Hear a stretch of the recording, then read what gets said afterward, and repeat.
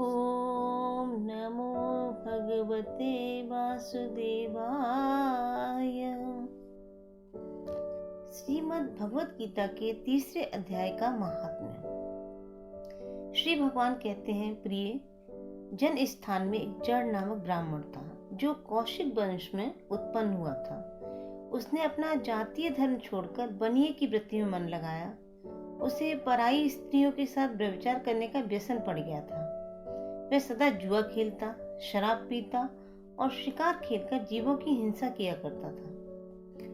इसी प्रकार उसका समय बीतता था। धन नष्ट हो जाने पर वह व्यापार के लिए बहुत दूर उत्तर दिशा में चला गया। वहां से धन कमाकर घर की ओर लौटा। बहुत दूर तक का रास्ता उसने तय कर लिया था। एक दिन सूर्यास्त हो जाने पर जब दसों दिशाओं में अंधकार फैल गया, तब एक वृक्ष के नीचे उसे लुटेरों ने धर दबोचा और शीघ्र ही उसके प्राण ले लिए। उसके धर्म का लोप हो गया था, इसलिए वह बड़ा भयानक प्रेत हुआ। उसका पुत्र बड़ा धर्मात्मा और वेदों का विद्वान था। उसने अब तक पिता के लौट आने की राह देखी। जब वे नहीं आए तब उनका पता लगाने के लिए वह स्वयं भी घर छोड़कर चल दिया। वह प्रतिदिन खोज करता, मगर राहगीरों से पूछने पर भी उसे उनका कुछ समाचार नहीं मिलता था। तदंतर एक दिन उसकी एक भेंट एक मनुष्य से हुई जो उसके पिता का सहायक था। उससे सारा हाल जानकर उसने पिता की मृत्यु पर बहुत शोक किया। वह बड़ा बुद्धिमान था। बहुत कुछ सोच विचार कर पिता का पारलौकिक कर्म करने की इच्छा से आवश्यक सामग्री हाथ में ले उसने काशी जाने का विचार किया। मार्ग में 7-8 मुकाम डालकर वह 90 दिन उसी वृक्ष के नीचे पहुंचा जहां उसके पिता मारे गए थे। उस स्थान पर उसने संध्योपासना की और गीता के तीसरे अध्याय का पाठ किया। उसी समय आकाश में एक बड़ी भयंकर आवाज हुई। उसने अपने पिता को एक भयंकर आकार में देखा। फिर तुरंत ही अपने सामने आकाश में उसे एक सुंदर विमान दिखाई दिया जो महान तेज से व्याप्त था। उसमें अनेकों क्षुद्र घंटिकाएं लगी थी। उसके तेज से समस्त दिशाएं आलोकित हो रही थी। यह दृश्य देखकर उसके चित्त की व्यग्रता दूर हो गई। उसने विमान पर अपने पिता को दिव्य रूप धारण किए विराजमान देखा। उनके शरीर पर पीतांबर शोभा पा रहा था और मुनिजन उनकी स्तुति कर रहे थे। उन्हें देखते ही पुत्र ने प्रणाम किया। तब पिता ने भी उसे आशीर्वाद दिया। तत्पश्चात उसने अपने पिता से सारा वृतांत पूछा।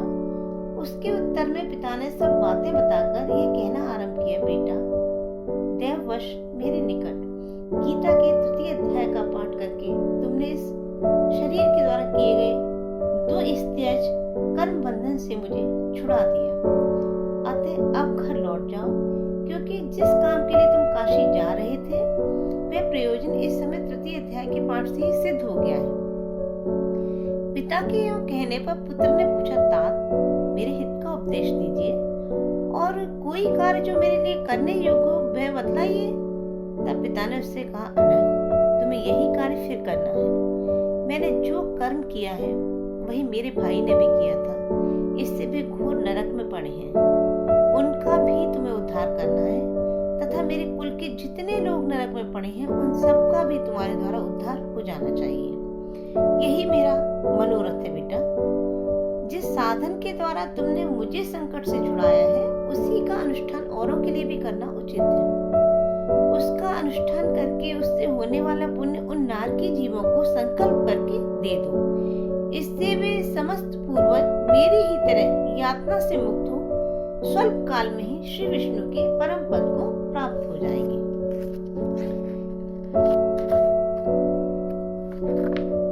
पिता का यह संदेश सुनकर पुत्र ने कहा था, ये ऐसी बात है और आपकी ऐसी रुचि है तो मैं समस्त नारकी जीवों को नरक से उद्धार कर दूंगा। यह सुनकर उसके पिता बोले, बेटा, ये मस्तु तुम्हारा कल्याण हो। मेरा अत्यंत प्रिय कार्य संपन्न हो गया। इस प्रकार पुत्र को आश्वासन देकर उसके पिता भगवान विष्णु के परम धाम को चले गए। तत्पश्चात वह भी लौटकर जन स्थान में आया और परम सुंदर भगवान श्री कृष्ण के मंदिर में उनके समक्ष बैठकर पिता के आदेश के अनुसार गीता के 3रे अध्याय का पाठ करने लगा। उसने नारकी जीवों का उद्धार करने की इच्छा से गीता पाठ जनित सारा पुण्य संकल्प करके उनको दे दिया। इसी बीच भगवान विष्णु के दूत यातना भोगने वाले नारकी जीवों को छुड़ाने के लिए यमराज के पास गए। यमराज ने नाना प्रकार के सत्कारों से उनका पूजन किया और कुशल पूछी। वे बोले, धर्मराज, हम लोगों के लिए सब और आनंद ही आनंद है। इस प्रकार सत्कार करके पितृलोक के सम्राट परम बुद्धिमान यम ने विष्णु दूतों से यमलोक में आने का कारण पूछा। तब विष्णु दूतों ने कहा, यमराज, शेष सैया पर शयन करने वाले भगवान विष्णु ने हम लोगों को आपके पास कुछ संदेश देने के लिए भेजा है। भगवान हम लोगों के मुख से आपकी कुशल पूछते हैं और ये आज्ञा देते हैं कि आप नरक में पड़े हुए समस्त प्राणियों को छोड़ दें। अमित तेज से भगवान विष्णु का ये आदेश सुनकर यम ने मस्तक झुकाकर उसे स्वीकार किया और मन ही मन कुछ सोचा। तत्पश्चात मदोन्मत्त नारकी जीवों को नरक से मुक्त देकर उनके साथ ही वे भगवान विष्णु के वास स्थान को चले गए। यमराज श्रेष्ठ विमान के द्वारा जहाँ क्षीर सागर है वहां जा पहुंचे। उसके भीतर कोटि कोटि सूर्यों के समान कांतिमान, नीलकमल दल के समान श्याम सुंदर लोकनाथ जगत गुरु श्री हरि का उन्होंने दर्शन किया। भगवान का तेज उनकी सैया बने हुए शेषनाग के फणों की मणियों के प्रकाश से दुगना हो रहा था। वे आनंद युक्त दिखाई दे रहे थे। उनका हृदय प्रसन्नता से परिपूर्ण था। भगवती लक्ष्मी अपनी सरल चितवन से प्रेम पूर्वक उन्हें बार बार निहार रही थी। चारों ओर योगी जन भगवान की सेवा में खड़े थे। उन योगियों की आंखों के तारे ध्यानस्थ होने के कारण निश्चल प्रतीत होते थे। देवराज इंद्र अपने विरोधियों को परास्त करने के उद्देश्य से भगवान की स्तुति कर रहे थे। ब्रह्मा जी के मुख से निकले हुए वेदांत वाक्य मूर्तिमान होकर भगवान के गुणों का गान कर रहे थे। भगवान पूर्णतः संतुष्ट होने के साथ ही समस्त योनियों की ओर से उदासीन प्रतीत होते थे। जीवों में से जिन्होंने योग साधन के द्वारा अधिक पुण्य संचय किया था, उन सबको एक ही साथ वे कृपा दृष्टि से निहार रहे थे। भगवान अपने स्वरूपभूत अखिल चराचर जगत को आनंदपूर्ण दृष्टि से आमोदित कर रहे थे। शेषनाग की प्रभा से उद्भासित एवं सर्वत्र व्यापक दिव्य विग्रह धारण किए नील कमल के सदृश श्याम वर्ण वाले श्रीहरि ऐसे जान पड़ते थे मानो चांदनी से घिरा हुआ आकाश सुशोभित हो रहा है। इस प्रकार भगवान की झांकी करके यमराज अपनी विशाल बुद्धि के द्वारा उनकी स्तुति करने लगे। यमराज बोले, संपूर्ण जगत का निर्माण करने वाले परमेश्वर, आपका अंतःकरण अत्यंत निर्मल है। आपके मुख से ही वेदों का प्रादुर्भाव हुआ है। आप ही विश्व स्वरूप और इसके विधायक ब्रह्मा हैं। आपको नमस्कार है।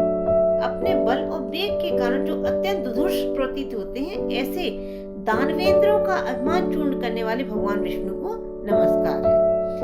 पालन के समय सत्वमय शरीर धारण करने वाले विश्व के आधारभूत सर्वव्यापी श्री हरि को नमस्कार है। समस्त देहधारियों की पातक राशि को दूर करने वाले परमात्मा को प्रणाम है। जिनके ललाटवर्ती नेत्र के तनिक सा खुलने पर भी आंख की लपटें निकलने लगती हैं, उन रुद्र रूपधारी आप परमेश्वर को नमस्कार है। आप संपूर्ण विश्व के गुरु, आत्मा और महेश्वर हैं। अतः समस्त वैष्णव जनों को संकट से मुक्त करके उन पर अनुग्रह करते हैं। आप माया से विस्तार को प्राप्त हुए अखिल विश्व में व्याप्त होकर भी कभी माया अथवा उससे उत्पन्न होने वाले गुणों से मोहित नहीं होते। माया तथा माया जनित गुणों के बीच में स्थित होने पर भी आप पर उनमें से किसी का प्रभाव नहीं पड़ता। आपकी महिमा का अंत नहीं है, क्योंकि आप असीम हैं। फिर आप वाणी के विषय कैसे हो सकते हैं? अतः मेरा मौन रहना ही उचित है। इस प्रकार स्तुति करके यमराज ने हाथ जोड़कर कहा, जगत गुरु, आपके आदेश से इन जीवों को गुण रहित होने पर ही मैंने छोड़ दिया है। आप मेरे योग्य और जो कार्य हो उसे बताइए। उनके योग कहने पर भगवान मधुसूदन मेघ के समान गंभीर वाणी द्वारा मानो अमृत रस से सींचते हुए बोले, धर्मराज, तुम सबके प्रति समान भाव रखते हुए लोगों का पाप से उद्धार कर रहे हो। तुम पर देहधारियों का भार रखकर मैं निश्चिंत हूँ। अतः तुम अपना काम करो और अपने लोक को लौट जाओ। यो कहकर भगवान अंतर्ध्यान हो गए। यमराज भी अपनी पुरी को लौट आए। तब वह ब्राह्मण अपनी जाति के द्वारा और समस्त नारकी जीवों का नरक से उद्धार करके स्वयं भी श्रेष्ठ विमान द्वारा श्री विष्णु धाम को चला गया। बोलो श्री कृष्ण भगवान की जय। ओम श्री कृष्णाय वासुदेवाय हरये परमात्मने प्रणत क्लेशनाशाय गोविंदाय नमो नमः नमो नमः।